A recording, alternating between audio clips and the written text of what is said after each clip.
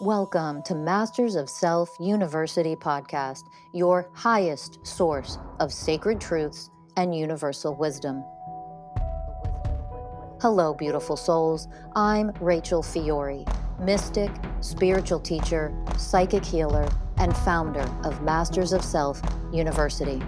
Join our journey of soul transformation as we deep dive into this latest episode.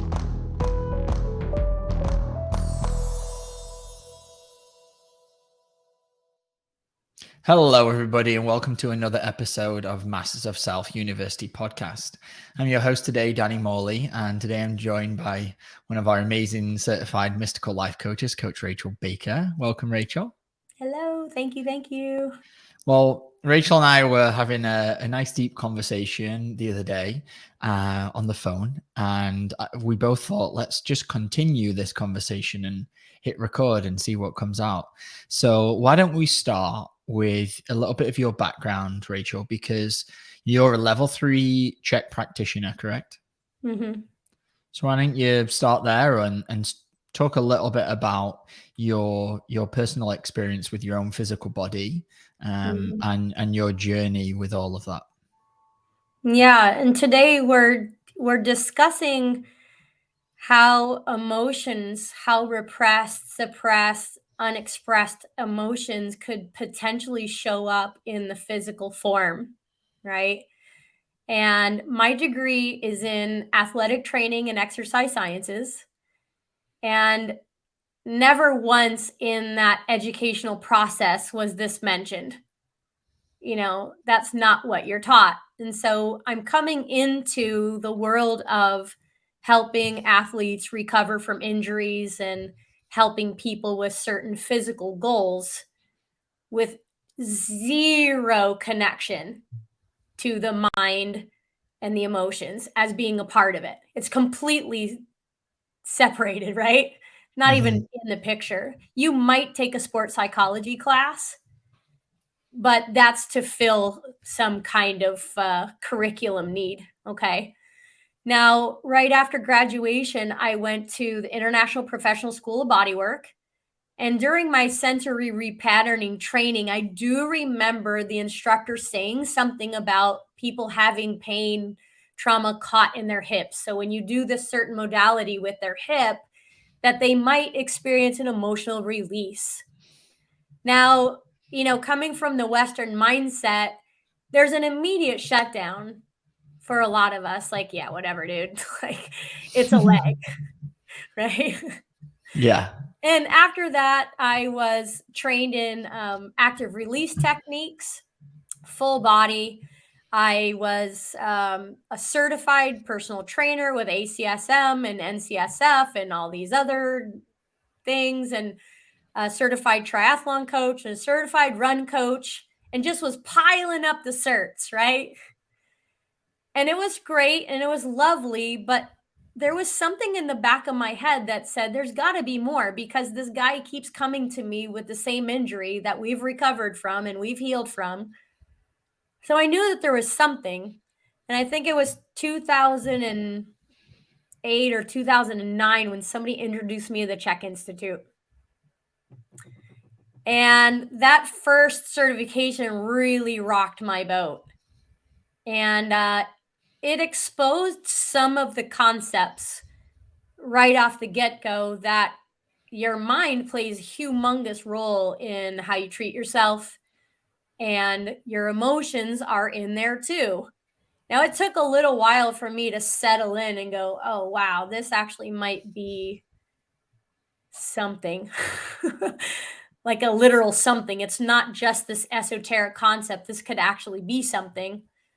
And then I proceeded to go on to level 2. And then in level 3, you really go into the deep, deep work. And at that time, I'm going to call it a bunch of knowledge.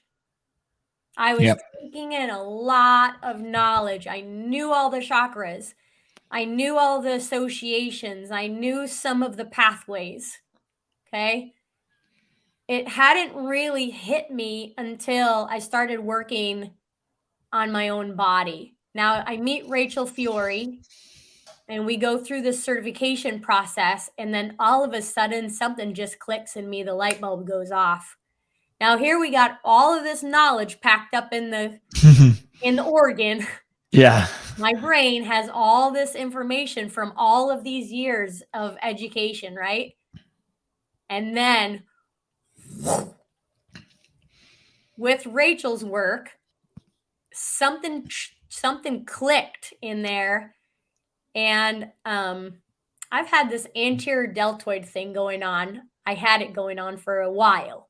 And I always knew how to back myself out of trouble through exercise rehab, through my diet, through chiropractic, ART, massage. Like I've always had like this ability to back myself out of problems. Mm-hmm. And I got to this place with my shoulder, my right shoulder, where I could not reach back and give a kid a snack in the car. And I thought, okay, this is actually affecting my daily functioning. Wasn't that I could, I could work out, I could go running, but when you talk about reaching back to go grab something, that's where I go, oh man, I think we might actually have an issue here. Might be rotator cuff. So long story short, I just said one day, okay, let's entertain just for a moment that this could be some emotional attachment. I'd like to just entertain it. And I asked myself a question, what are some of the emotions that you don't let yourself experience very often, that you would have suppressed all these years? What are some of them that are daunting or scary, or you don't want to be seen as that, right? And the three that were boom, right there, I didn't have to go any further because the work that we're doing with Rachel is just really, yeah, that's what this is. The three things that came right away and I knew I needed to really heal were the grief, the resentment, and the anger. And going into those really deeply, myself, working with you, Danny, and a couple other of our coaches, and really sitting with this and being there with the tremendous amount of grief that was in my body, the tremendous amount of resentment and anger that had built over time of not being able to express myself, being told that I was, just nuts or, whatever it may be. I couldn't do this, Danny. And I was doing everything. I was doing physical therapy and ART and chiropractic and just like you name it, hot packs, electrical stimulation, like dietary stuff, DHA, any supplementation you can think of. But once I actually let myself have a grieving process, then my shoulder one day, and I don't know how much experience you have with body work and such, but when your muscle does a little dance, you ever feel that in your body, like the little twitching? 100%. Yeah. I always call that the happy dance. It's like I've released a spasm. Now I'm about to get a lot better with you and for you. And when I'm doing body work, I can actually feel that in somebody's body, the fascial release and the muscle tissue, actually the actin and the myosin actually releasing its bond. I can feel that through my hands. And I felt a combination of muscles throughout my shoulder just go shloom. It was like, shia. Finally letting go. Letting go because I didn't have to hang on because there wasn't really any reason to hang on anymore. And it was this locked impression that grieving over this thing isn't justified. And even if it were justified, it shouldn't take this long. Anger,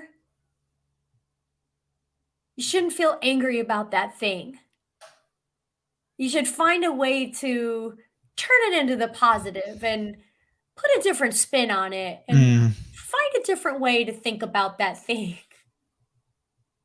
And right here, for anyone listening, you're playing the what we're taught in society, right?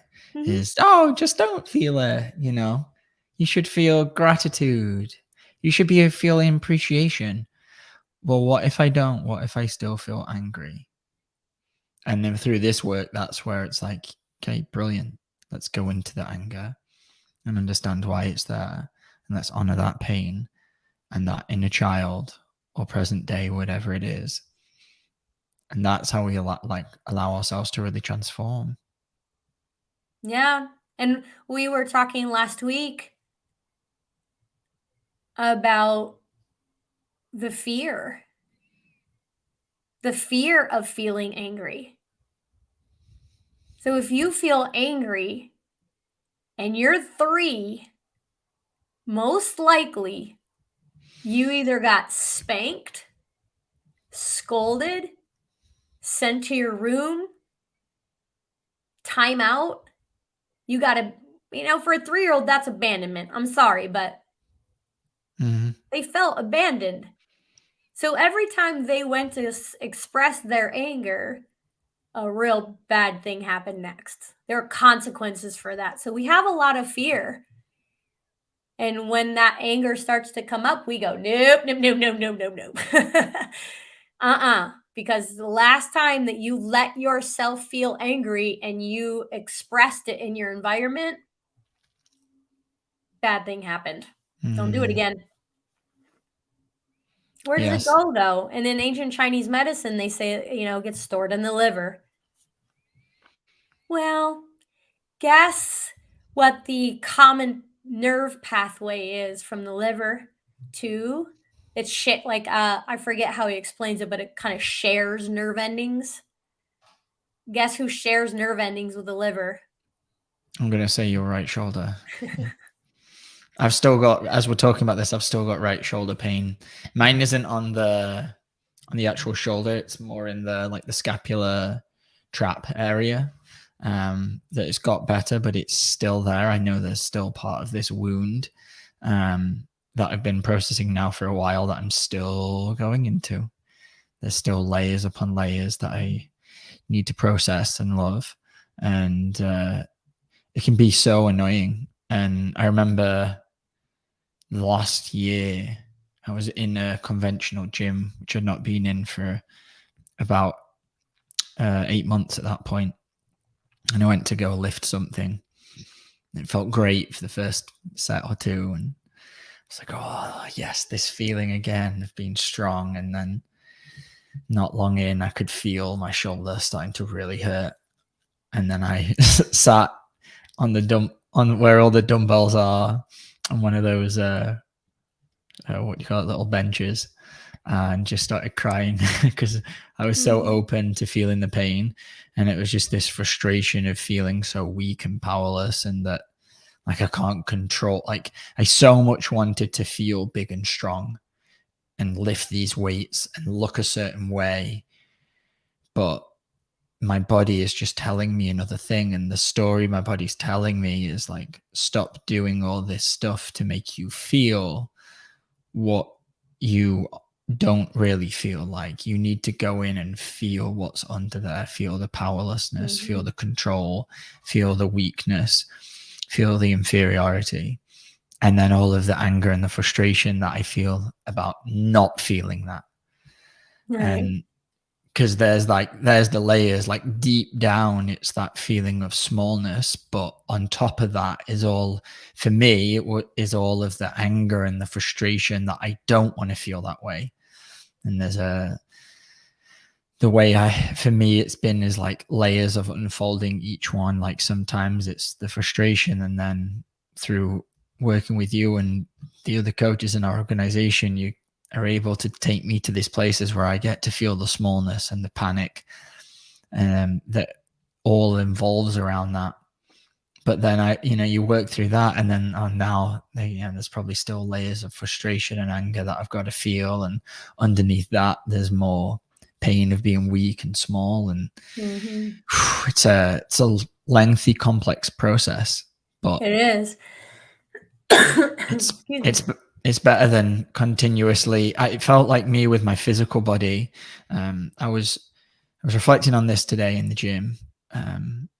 I was continuously going into dead ends and walls, and it was like I was doing all of the things. I would spend 2 hours in the gym. I would go in, I would spend half an hour, doing self-release with a foam roller and a baseball and really getting in and releasing all of the tightness. And I would start like doing dynamic and active stretching and warming up the body. And then I would do all of the squats and the deadlifts and everything. And all of the things that the fitness industry was telling me was the right thing to do for my body. And it made me feel good and accomplished.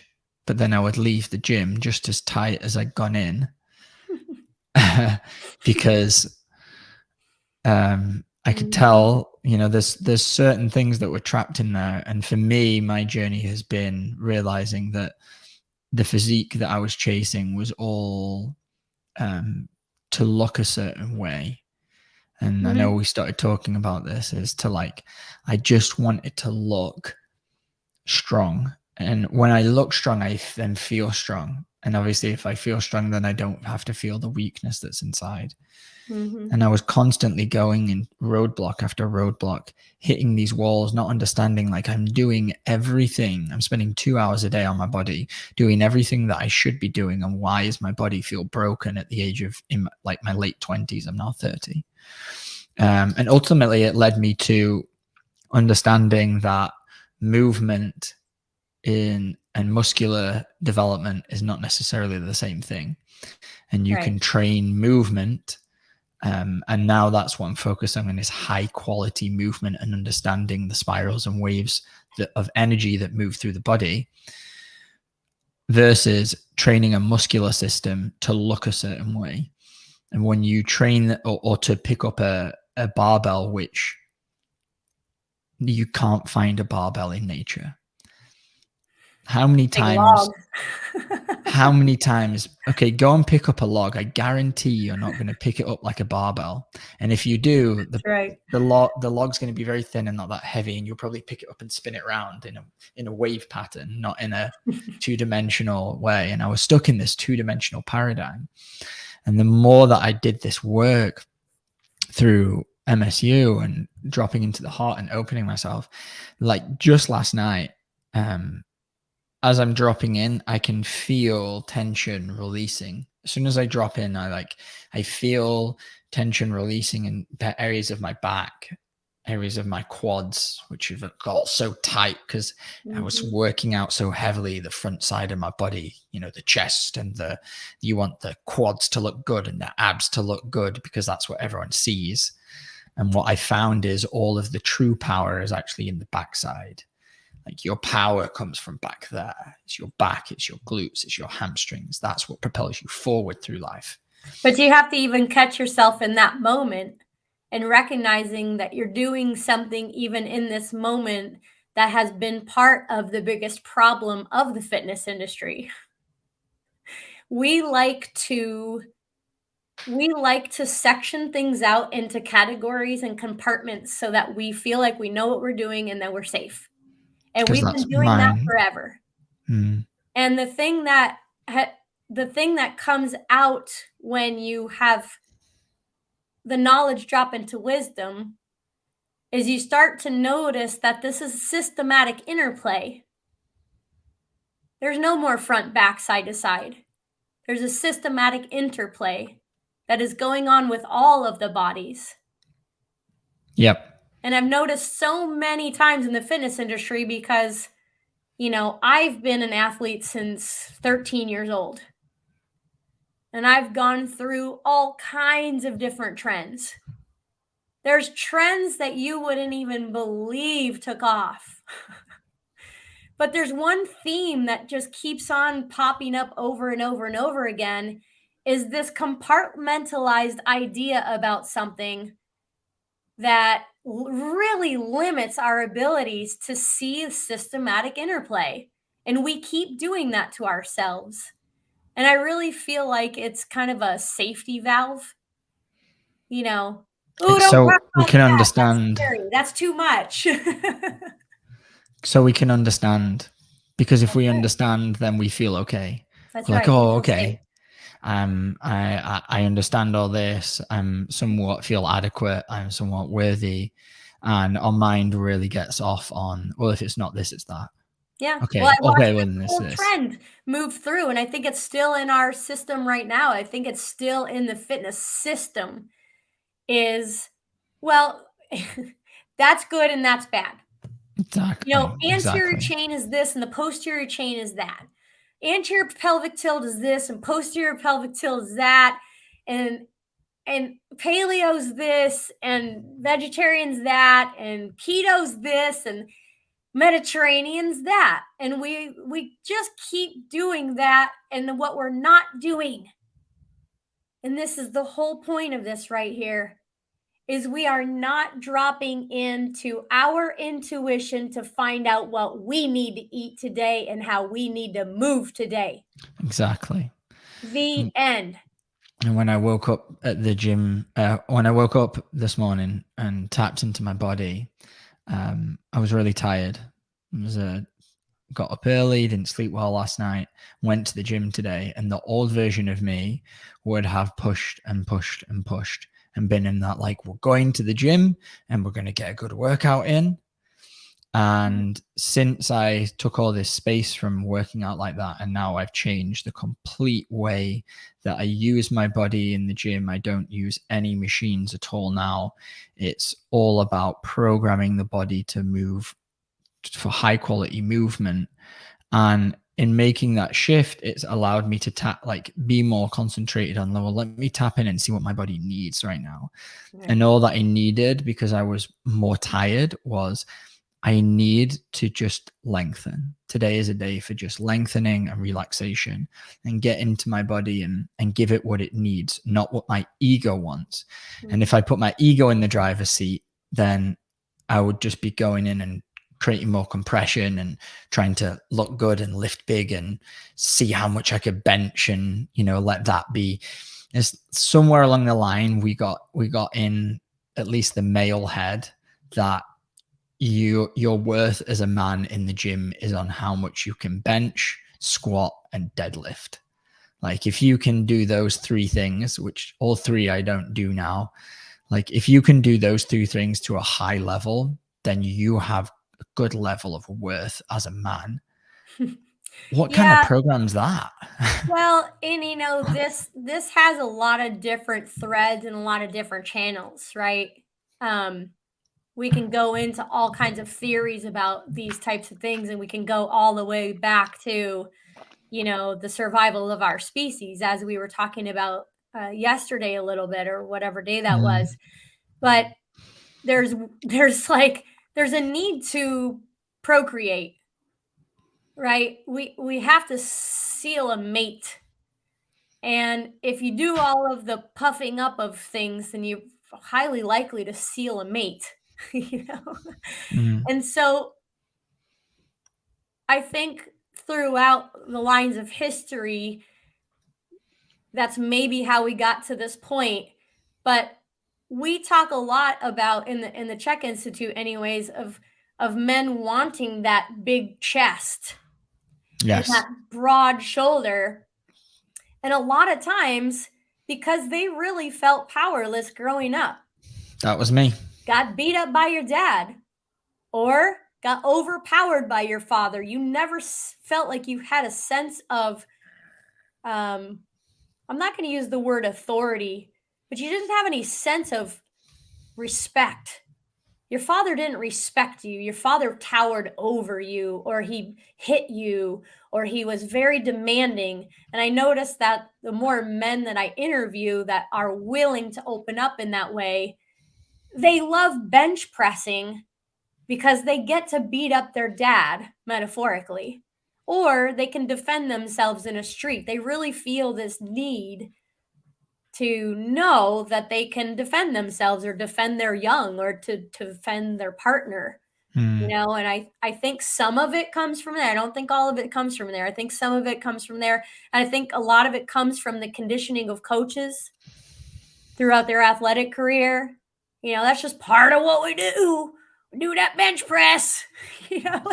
I mean, if you look at we were talking about this as well. You go back in history, and anyone can do this. Go on Google and look back at bodybuilding, and you'll get to a certain period in black and white that you'll see there's no chest development. And there's somewhere along the lines, it was like it got into our psyche that to be like the masculine man, we wanted like this huge chest and the chiseled abs and the V shape, and that's what is like, that's what makes a man a man. And so if you can go in and achieve that physique, and like the feeling that you get, it's like, it's not good, but it feels good. So let me go into that a little bit more about what I mean, because I've had this experience where I've really been working on my physical body. My chest is looking bigger, and I'm like, doing the thing where I'm lifting weights. I'm looking myself in the mirror. I'm like, yeah, I look good. In that moment, it feels good because you're feeding your ego. You're feeding the lack, the powerlessness, the weakness that's in the ego. So it makes you feel good in that moment. But when you start doing this work and elevating, and you start really tapping into the energy that you're in that moment, it doesn't feel good. Mm-hmm. It feels weak. It feels like you're looking in the mirror for some kind of reflection to show your worth in that moment.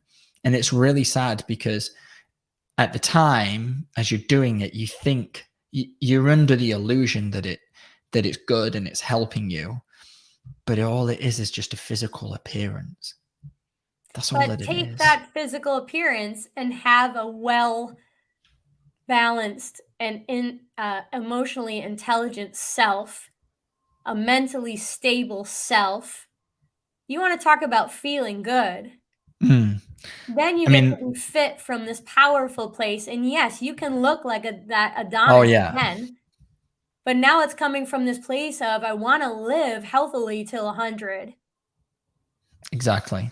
That's why I do this. Not to impress you, not to get a mate, not to have you pat me on the back, not to beat my dad, beat my dad up, not to get approval because I'm so perfect. No, it's because I want to stay healthy.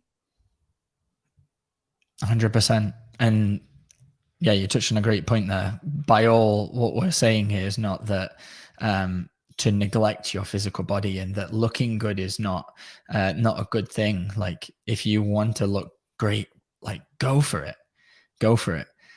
But just understand, and this is always the work that we do, is what is the energy that I'm coming from in doing this? That's right. Why? I always ask my clients these questions. I've been coaching triathletes and ultramarathoners for years. And when somebody says, I'm interested in running the 50 miler, my first question is why? And let's get into the deep whys, because if we don't get to the why you're doing it, then I won't know where to catch you when you're about to self-sabotage. Because if I can catch the why ahead of time and help you understand why you're actually doing this, I can catch when you're going to sabotage yourself. And that is one of the, the biggest questions that we can always ask is, why am I doing this? Am I doing this to see that reflection in the mirror and to feel good about myself? Because inside I don't, which was me for so long. And it still creeps in because I'm not all the way there. Like, I'll be doing the workout today and I'll feel like I started to feel a little bit good. I was like, oh, should I go push a little harder? And it was like, no, Danny, you listened to your body today. And it said, just stretch and relax and get into your body. You don't need to like work out of it. You need to get into it. Why? Because it was tired that day. Because it was tired. Why was it tired? Because I had a bad night's sleep. Because I'm moving through a lot emotionally. Why? Because that's what phase of life that I'm in right now, is that a lot of my stuff is coming up, and that's okay. And I'm in complete surrender to, not complete, I would like to say complete. I'm in surrender to that. And I'm working on becoming completely surrendered to it. And an old version of me would have been like, no, we're doing this. And it's like, that's not what it is right now. That's not what you need. It's not what your body needs. And it was like, for a long time, I was living with visors on. And I would love to go back to something you mentioned earlier, because this work that we do really awakens you to the fact that your mental and emotional fields do really create the physical reality. Or at least, you know, when we're talking about injury part of it, not all injuries, you know, are this case, but I think a lot are. And in my experience with my own body, I can definitely tell that most of the injuries that I've had have all been created on the mental emotional level first. Not all of them, but most of the ones that I've had to rehab. It's a fact, though. I mean, okay, so let's talk about it this way. You're out on a 20-mile run and your calf starts cramping and you suffer grade 2 tear. Now, in most senses, people would say, well, that was an acute calf injury. Okay? My mind immediately goes into dehydration and electrolyte imbalance. Why were you dehydrated? Well, as I drank 3 beers last night. Why'd you drink 3 beers last? Okay, so even though you have a football player that gets rammed into by another football player and he tears his ACL, that is acute, but what are you doing out there? What led you to make the choices that you are making? You will always, always, always come back to the mental emotional. 100%. Oh, you're just trying to make this something that it's not, Rachel. Every once in a while, somebody just suffers an injury. Yes. Correct. And yeah, what's the actual root cause? I would agree with you. I just didn't want to lump everything into that category because I didn't want to be the dualistic mind. Correct. And so, yes, and we get into this conversation every once in a while of destiny and free will choice. Was that thing just meant to happen and there was no other connection or correlation? Posible, pero yo no sé. I don't know. But my job is to help people get to the deeper underlying roots of why they make the choices that they make, and that's why you hire me. So if I weren't doing that, if I weren't questioning that, and I was just saying, oh yeah, well, that was just meant to be, then I'm not doing my job. Yeah. And that's where the true freedom lies, is finding out those blocks, like what's in there, what's really in there.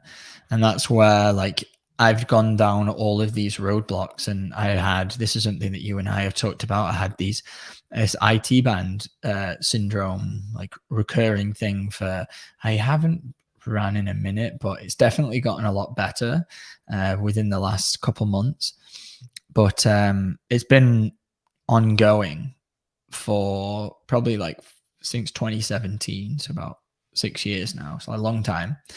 Went to multiple physical therapists, went to a couple of running coaches, did a mobility coach, did all the research, tried all the things, and it would always like just temporarily help or not at all. And I remember my mobility coach once said, I feel like we're planting seeds in the desert. And when she said that, it really hurt. And I'd spent lots of money and lots of time implementing her functional range conditioning program, doing all of the mobility, like 6 months of hard work, doing it an hour a day most days, and having very little results. This is such a common story for so many athletes that I've met. And I don't any longer beat around the bush, okay? I go straight into safety, comfort, and security on this planet. Mm-hmm. Your pelvis isn't stable. Why isn't your pelvis stable? The end. Yeah. That base chakra is all about, do I belong here? Is it safe here? Is anybody gonna feed me? Is anybody gonna water me? Is anybody gonna love me? Can I trust this place? And I don't beat around the bush with the tensor fascia lata and the adductor magnus and harping about the psoas anymore. I would love to get in a conversation about the psoas BTW, but I Let's don't go. know.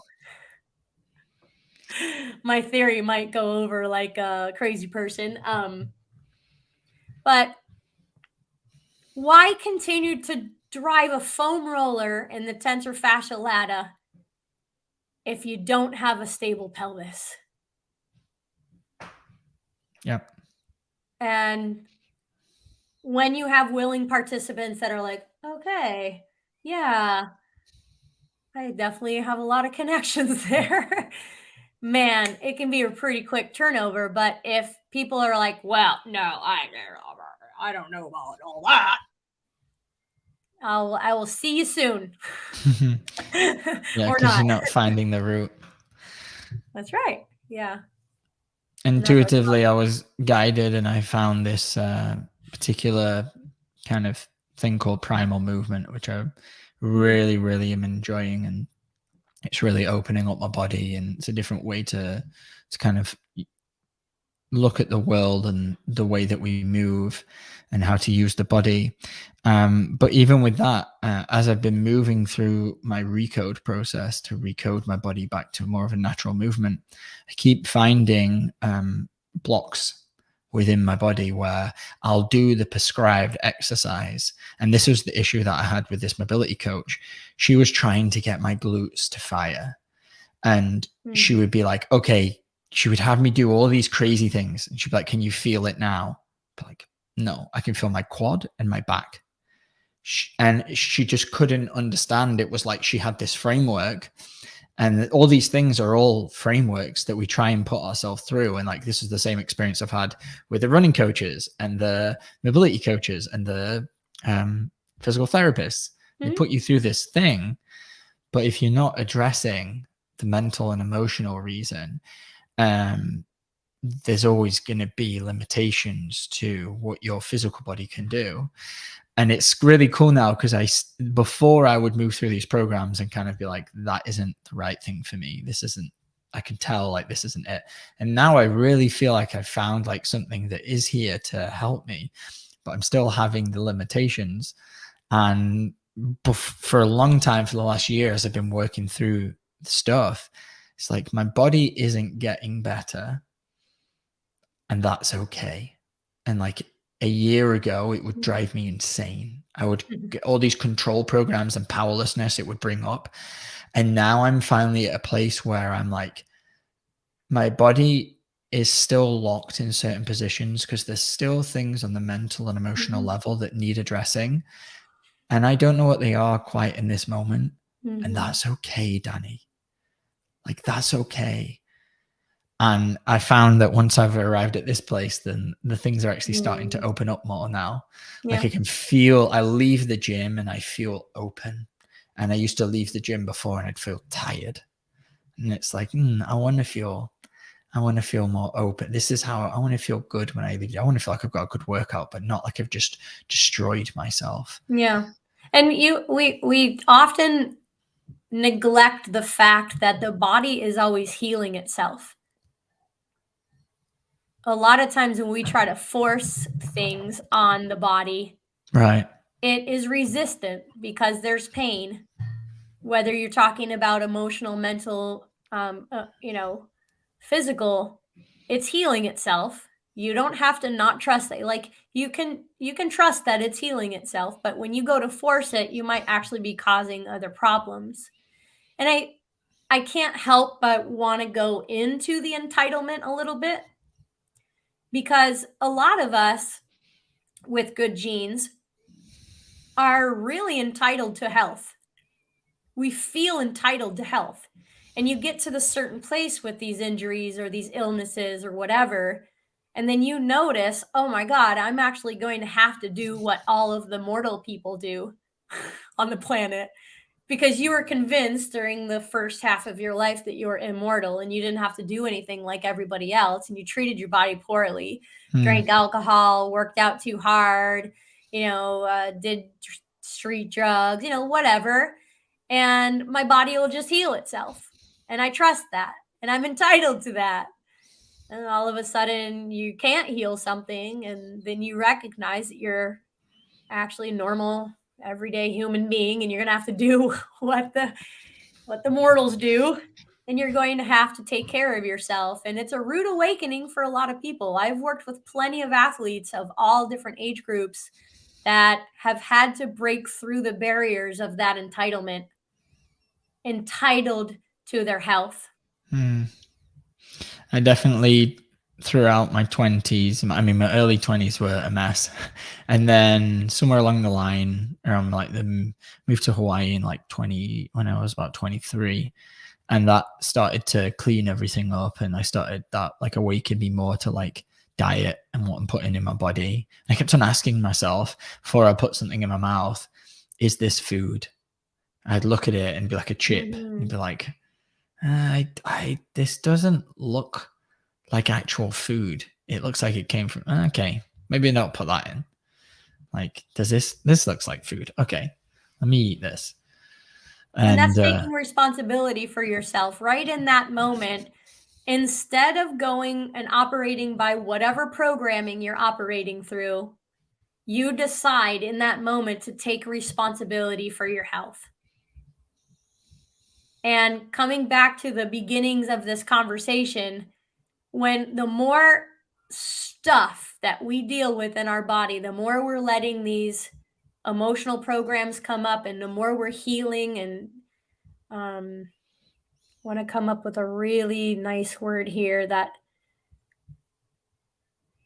we're addressing our mental programs, we're looking at them, we're becoming aware of how they operate, and healing the emotional programs, then the real healing process, taking responsibility for yourself, just becomes this amazing gift. Yeah, and that for me, that's been almost forced upon me in the last year and a half, as just with gut issues with parasite. I've spoken about this on other podcasts, parasite and fungal and bacterial imbalances in my gut. And it's got to the point where I had to really start taking care of everything that I'm putting in there, because I would feel immediately, if I put something in my body, I would feel joint pain. Like it will flare up. It still does it now. I'm still in the healing journey with it. Going through a mold detox right now, and I put something in my body will respond, and I'll feel the inflammation in my joints start kicking up. I was on the Colorado Trail hiking about 500 miles through the Rockies in 2021, and I started getting all this knee pain. I was hiking with a physical therapist and started talking to him, and he was like, "Oh, it sounds like you've got arthritis." My mum has arthritis, so I was like, "Oh," I had to really start processing that. When I finished the trail, I did a bunch of research, and it was actually I read How to Eat, Move, and Be Healthy by Paul Chek. And I did the questionnaire in the front of the book, and it came out top priority, fungus and parasite infection. I was like, wow. And I did the research, and it was like, yeah, joint pain and all this. And I was like, that's crazy. And then you start going down that rabbit hole, and this is the rabbit hole that I've been down for a year and a half now, trying to heal all this stuff.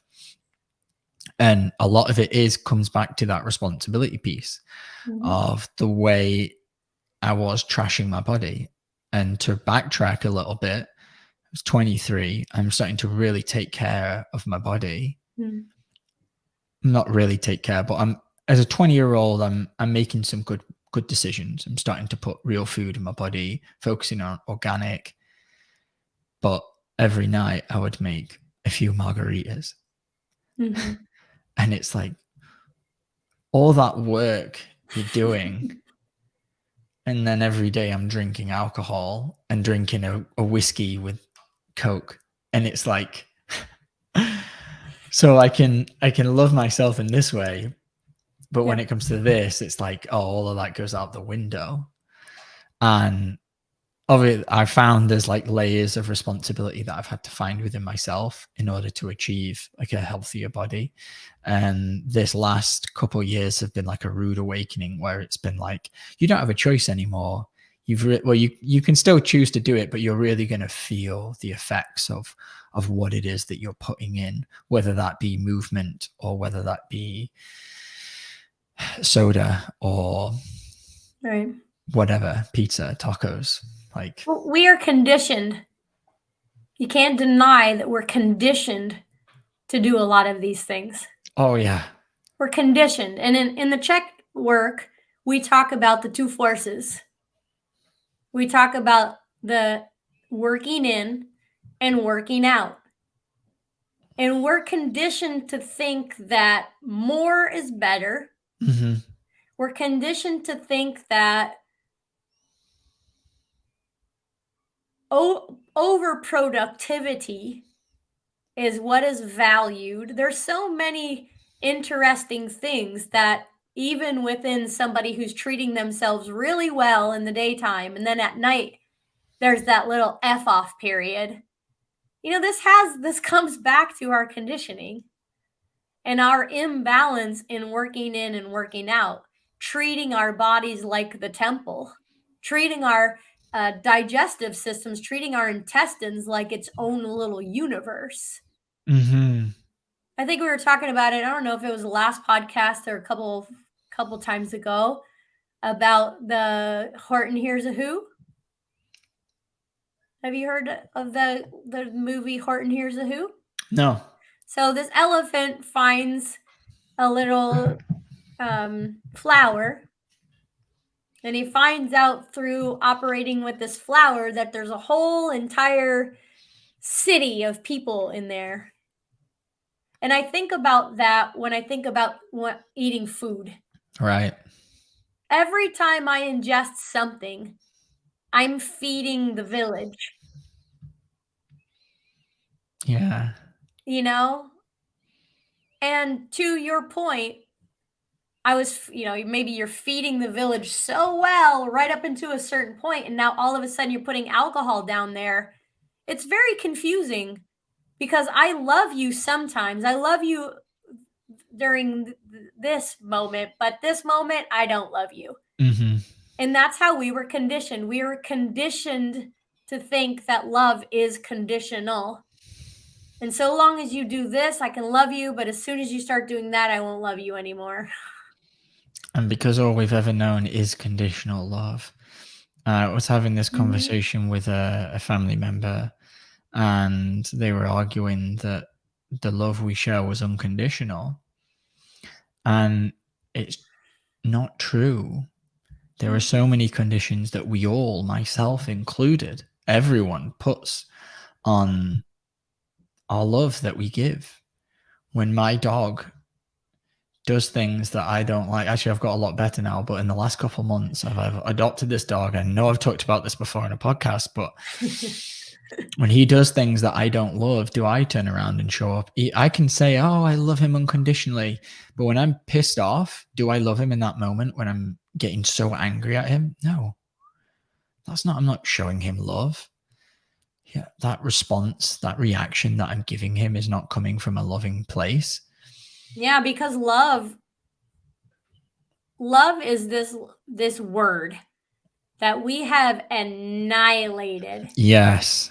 We have 100% annihilated this word.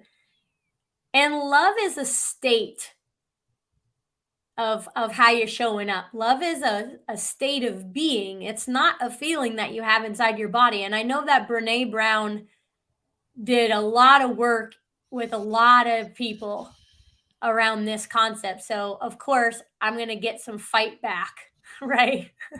From a lot of different sectors. But you may feel something because someone's showing up in the state of love. You may feel the warm cozies, but love is actually the state of how I show up. I show up for myself in a state of love when I honor myself by eating these foods and drinking enough water and getting enough rest. That is what love is. And we have 100% butchered this. So unconditional love means that I have healed myself to this point where no matter how you show up, I can show up for myself in a loving way. Right? And there's not many people that have grown up with parents that have modeled that to their children. I haven't met one. And therefore, that because of that, therefore, most people in society only know conditional love. We do. And that's okay. No judgment. No. That's okay. And that's what we are here to help shine a light on, because there's no judgment here. We're not trying to be right on any of these concepts. We're just trying to be well. I don't need to be right. And in fact, a few weeks ago, someone was trying to fight me on this. And I was like, that's okay. You can continue doing and believing whatever you want. It's of no consequence to me. Yeah. So don't worry. Don't worry if you don't like what you're hearing.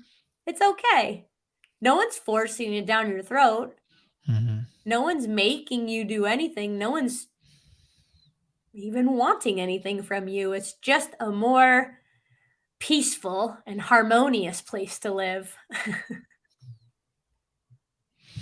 In the last kind of 10 minutes or so of this podcast, Rachel, I'd love to talk about shame, because shame is one of those things that I can really feel has manifested in my body. And I feel like because of it's such a low vibrational frequency, it tends to really hold a lot inside. And when I started to really dive into the shame, and there's still more parts of me I can tell that are still there that need to be brought to the light from my shadow, but those, like, dealing with the shame, that really has shifted. I can feel things energetically and physically opening up in my body from looking and processing the shame. From everything you've done with yourself and the clients you've worked with, what do you know about shame in the physical body?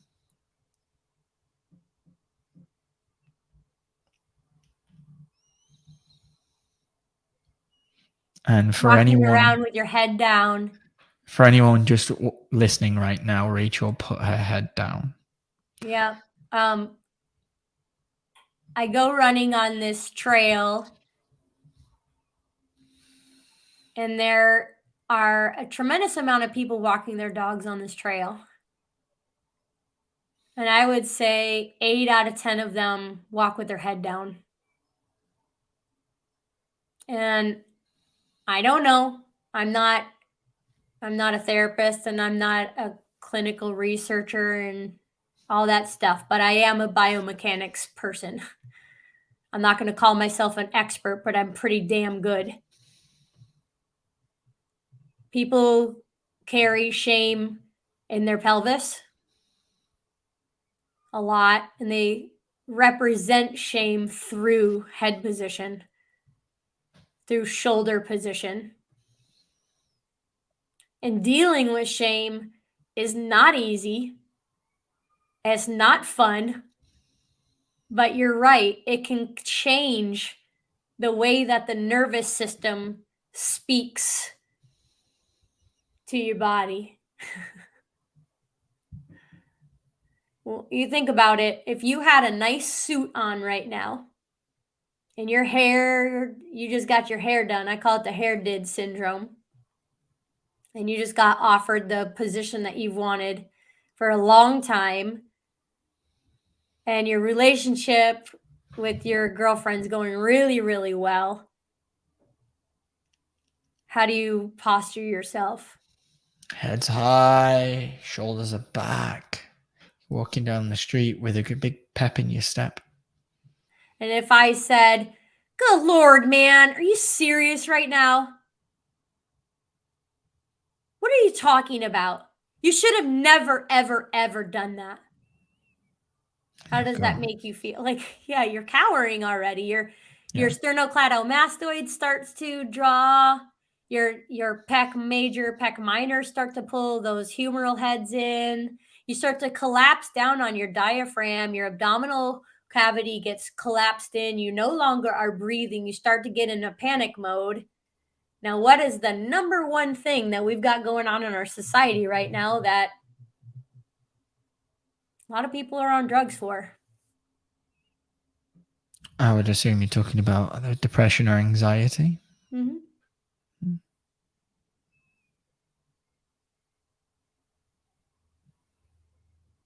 No, it doesn't take going out and getting your hair did. That's not the only thing. But definitely going into the shame of not being good enough,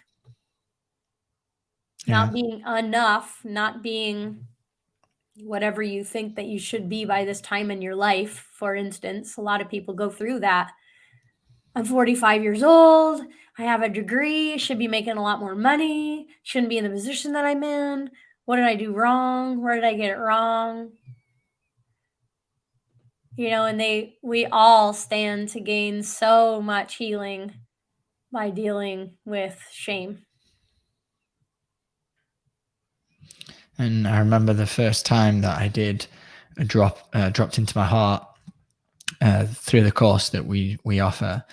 And the first thing I noticed when I brought all my attention to my heart space and started energetically connecting is I'd practiced meditation for a couple of years, and I was always trying to figure out why my body just didn't like sitting in that position. And I know now because there was so much tension in there, which is still, if you've been watching this podcast, you'll see it as I'm opening, coming out of me.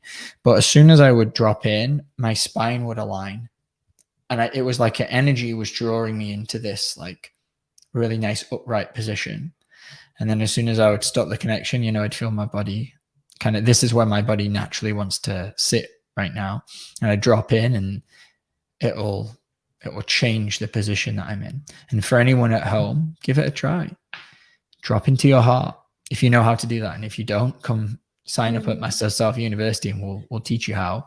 But if you already know how, try dropping into your heart, bring your awareness into your heart space and notice the energetic effect it has on your posture.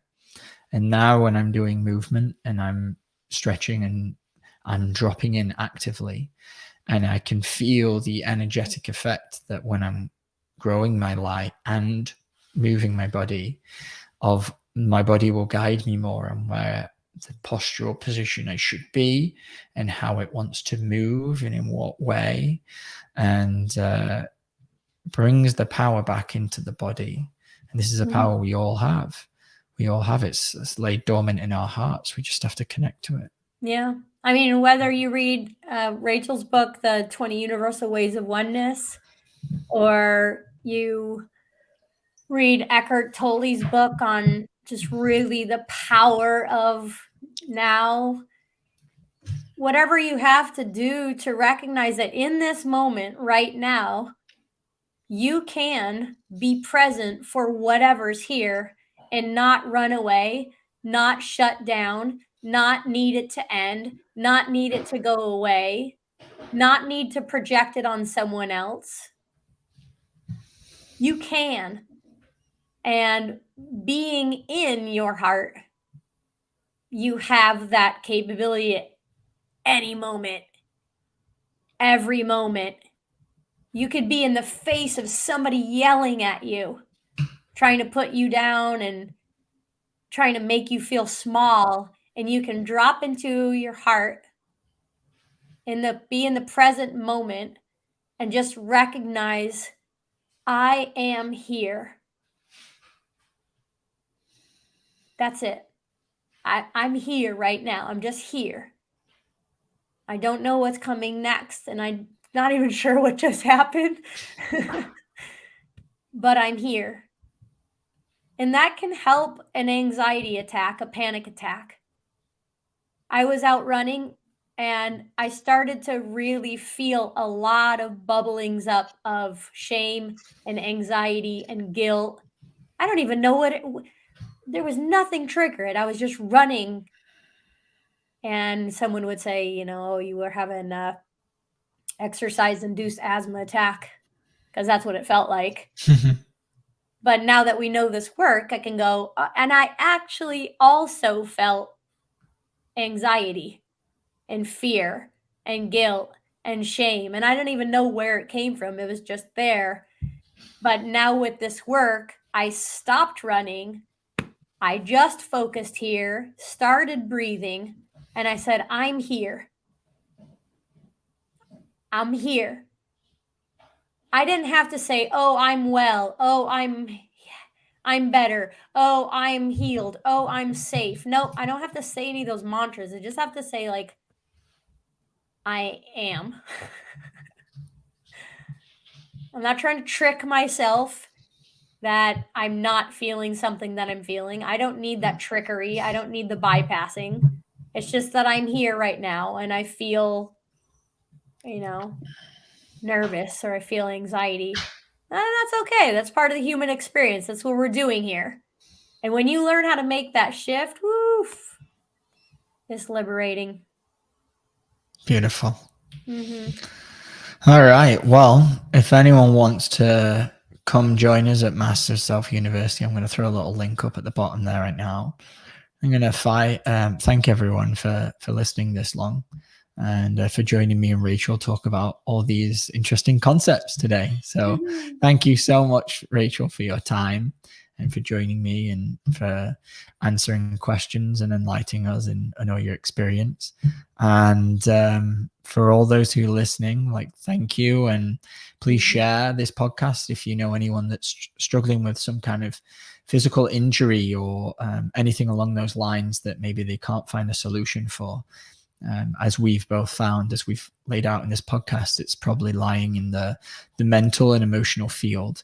And this is what we help people with here at Masters of Self University, is to find out what programs we're running and where they come from. And then importantly, how we can heal that. Yeah. And like, subscribe, share this. And until next time, thank you. Bye. Thanks, Danny.